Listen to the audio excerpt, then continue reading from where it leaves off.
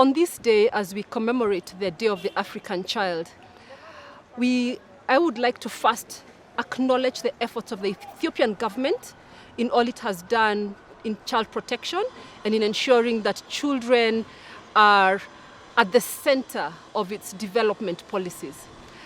Beyond that, I would like to also acknowledge the efforts around the continent. We've seen a lot done by the African Union, the African Committee on the Rights and Welfare of Children, and different heads of states at this time of COVID, but even beyond, to ensure that children are protected from the infection, but also from the longer-term social and economic challenges that the pandemic has brought. But as we celebrate those efforts, we have to draw attention to the challenges that are existing on our continent right now. And they're multifaceted. And it's important to remember as we mark the Day of the African Child that there are children who tend to be forgotten, the ones we call invisible children.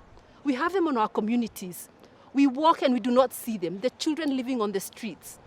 The girls who have been forced into sexual exploitation, girls who are in extreme forms of child labor. We must remember these children. We must remember children without parental care, children in detention facilities, either as offenders or because they're caught up within the criminal justice system. We must remember all these invisible children and make sure that they get as much protection as the children in our homes, as the children in schools. Every African child counts.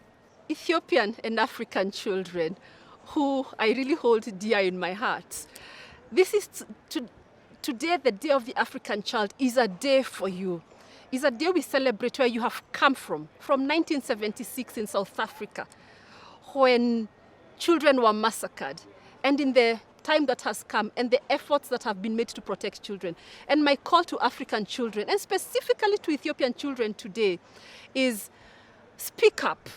Speak up for yourselves, have your voices, and say what it is you need to say for us to hear you. And for yourselves as children, we want to leave you a legacy. We as your protectors, we as the people shaping policy now, we want to leave you a legacy. But one of the ways that you can help us as we mark the Day of the African Child in Ethiopia is planting trees, watering those trees around you, keeping your clean environment. We are talking about children having a future, but they must have a clean environment in order to have a future. So my call to you today is plant trees. Let's have a clean environment where you can live and you can prosper.